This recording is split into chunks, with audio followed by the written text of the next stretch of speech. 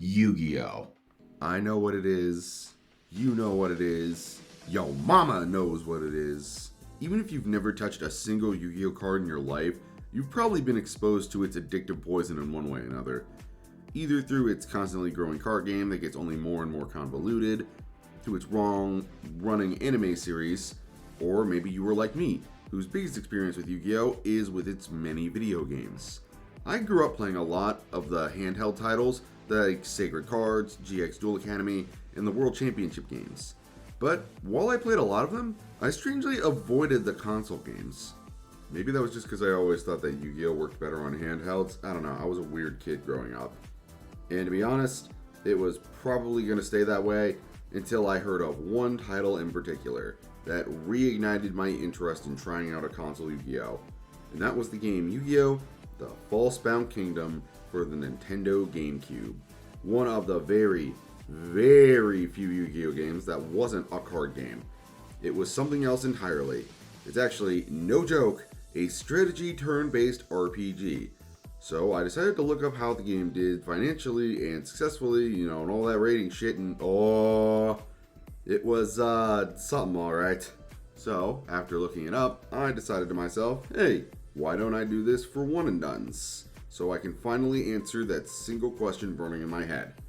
Is it actually good? Were the reviewers wrong?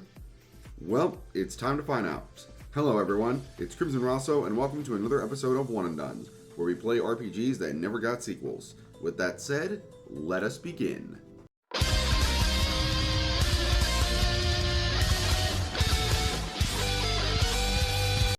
Okay, so if I'm going to start off my list of pros, I want to start it off with saying that I actually really like the story premise behind Falsebound Kingdom. Mainly because it feels like something that's actually right out of the TV show. The story is that Yugi and his friends get invited to test out an all-new virtual reality game that is rather similar to the one Kaiba Land arc in the original series of Yu-Gi-Oh!, which they actually made a small callback to at the very intro of the game, which was a real nice touch that I think was smart to pull off so they can get fans of that arc, aka me, interested. And as you can guess, it backfires and gets them stuck in the gaming world where Yugi must now join forces with the Resistance and lead a rebellion against the forces of evil Emperor Hashin. And as the journey continues, you encounter many familiar faces that join you in your battle for freedom, while discovering that there may just be something more at work here. It's a pretty simplistic story on paper, sure, but it works for what they're trying to do. Plus, I think it's paced well enough so it never really feels like the story is needlessly continuing on. Plus, come on, it's Yu-Gi-Oh! Something I'm not really going to for deep emotional storytelling. If it can just do a good job with its story, then I think that's fine.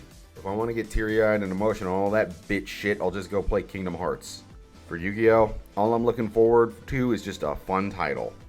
And that's pretty much all I've got to say about for story. So how about we move on to the gameplay now, shall we? Now, as I've stated before, Falsebound Kingdom has a far different gameplay style than pretty much every other Yu-Gi-Oh! Title before it, as it employs a mix of strategy and turn-based combat, rather than just having you duel with cards. And I gotta say, I respect the concept a lot. They easily could have just done a bunch of card games, but they chose to think outside the box for this game, and I gotta give them props. I have some very, very hefty gripes for its execution, but for now, we're all about the praise. First off, I actually like the capturing towns parts of the gameplay. By sending your party members, or marshals, as they're called, into battle, you can have them go liberate towns on the battlefield you're staged at, and while you can easily just go and try and capture the boss base to finish the level, you can go off the beaten path and liberate other towns and bases, which will net you several rewards like extra gold, possible new traders to buy healing items and equipment from, and even some new duel monsters to join the army. I like it. It works well and provides good initiative for you to continuously unlock new bases.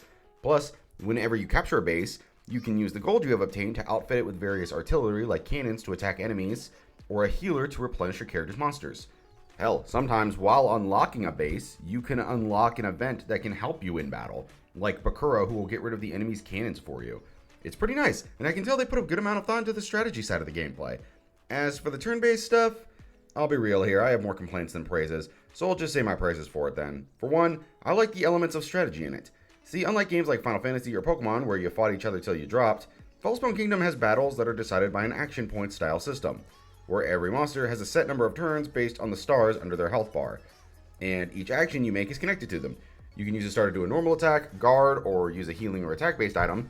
You can sacrifice 2 stars to use your monster specials, or instead you can use the wait option that skips your turn but lets you keep your action points for later, which can then be used for multiple turns in a row. It's got some massive flaws, but it's an alright system that does a pretty okay job for what it is. And that's pretty much it for my pros. Now I think it's time for some cons.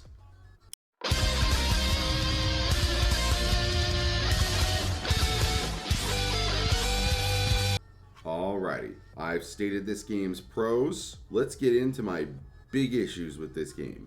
My biggest one, out of all of it though, is that Yu-Gi-Oh! Falsebound Kingdom is an absolute slog to play.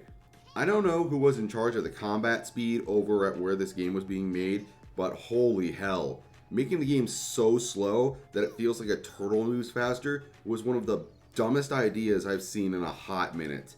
Entire levels that should normally take about 20 or so minutes feel like they take a fucking hour due to just how long and tediously slow everything moves.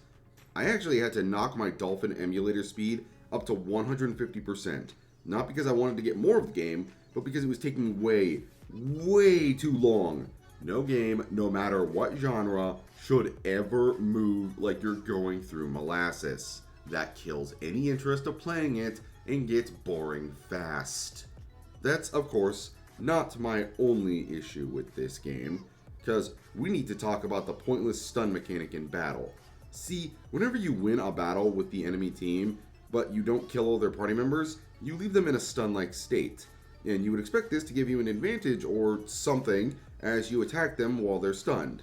But no, it literally doesn't make any difference. I guess it's made for the base defense, but you get like 5 seconds and have to use a fucking controller to move around. Kind of a massive pain, not gonna lie. It also is not really helped by the fact that combat gets real old real fast. What do I mean by this? Well, in combat in Falsebound Kingdom it starts out strong, but after like 2 missions, you've seen pretty much everything the game has to offer.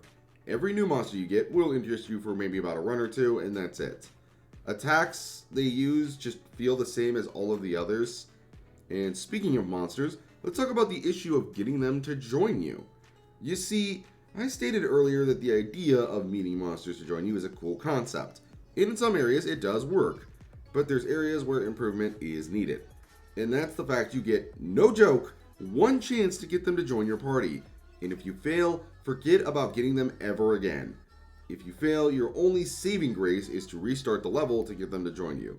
But as I've stated, combat is insanely boring and insanely sluggish, and that'll keep you from wanting to restart. This game is already an absolute nightmare by itself. I don't want to have to sit through this slog of a gameplay over and over again just for 1 character. This game is not fun enough to do that so you can just get more characters on your team. I've spent a long time on the combat. I need to get what my other problem was. What was next? Oh yeah, the level design. Yeah, it's bad. It's nowhere near as big a problem in comparison to like the combat, but wow is it underwhelming. Pretty much every level is the same mountains and forests. The character models and the monsters all look fine, and I get this was meant to be set in medieval times, but you know, this is in virtual reality.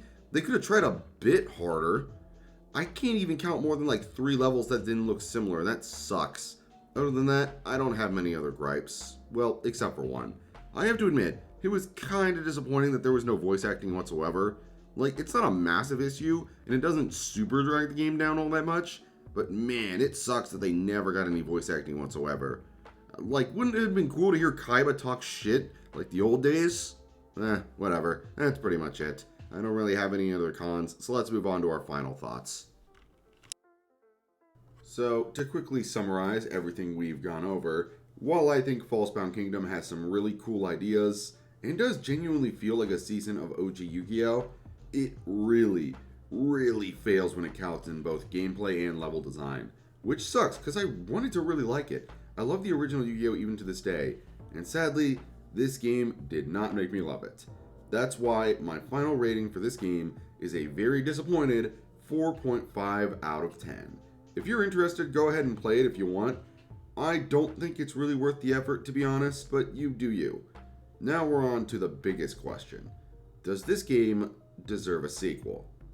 No. This isn't even my bias talking right now. This game's concept actually worked a lot better when Yu-Gi-Oh! Wasn't a multi-series juggernaut like it is now. I can't even imagine how much of an absolute nightmare it would be if they tried this again. So many series have happened, and so many Yu-Gi-Oh! Monsters have been created that it would be an absolute hellscape to deal with it. So I'm going to say it's not worth the effort to try this again, and that's pretty much the end of the video. Thank you all so much for joining me for another episode of One and Dones. Hope you enjoyed it just as much as I did, and I can't wait for next time. If you like this, do me a favor and like and sub down below, and let me know if you have any ideas for One and Dones. I always love to hear them.